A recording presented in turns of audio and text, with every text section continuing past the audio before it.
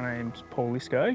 A lot of people know me as Yoda. I was born in Perth but spent most of my time around the Margaret River region and down in Albany. I've been cooking for over 15 years now. The restaurants that I've been working in used small amounts of native ingredients, so your wattle seed, your pepperberry and your lemon myrtle.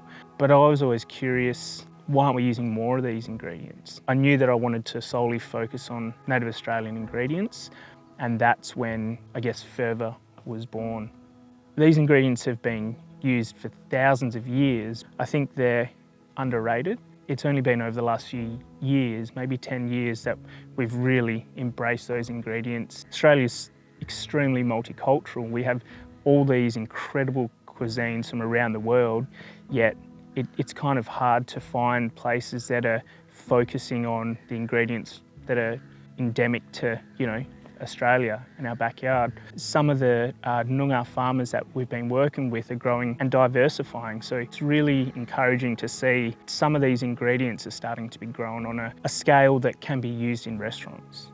Also, the next generation of cooks, there's a lot of Indigenous youth that we cook with, and we really want to see them step up and be, the chefs of the future who really highlight these native ingredients.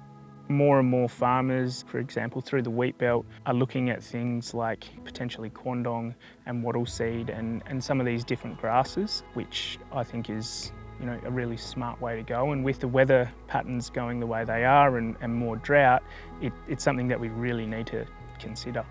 Yeah, I guess with Fervor, I have so many favourite ingredients. Because it's so diverse, we just have so many different ingredients. Up in the Kimberley, we've got the boab and the crocodile and the pearl meat and cabinge, or the kakadu plum.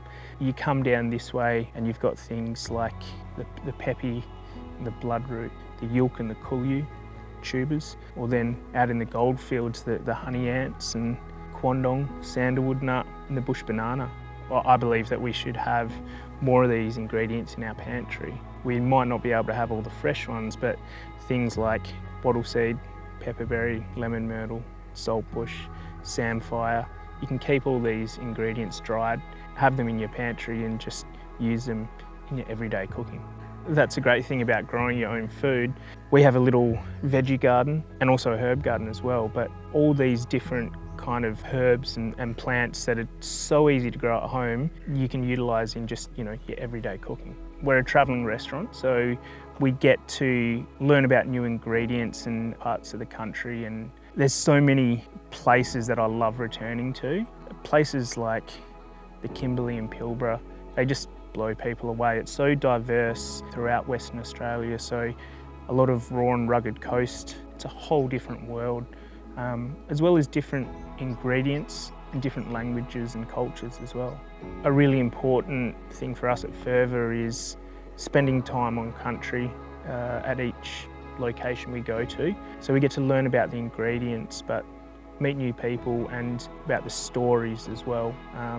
Learn about, the culture, because once again, that comes back to looking after country.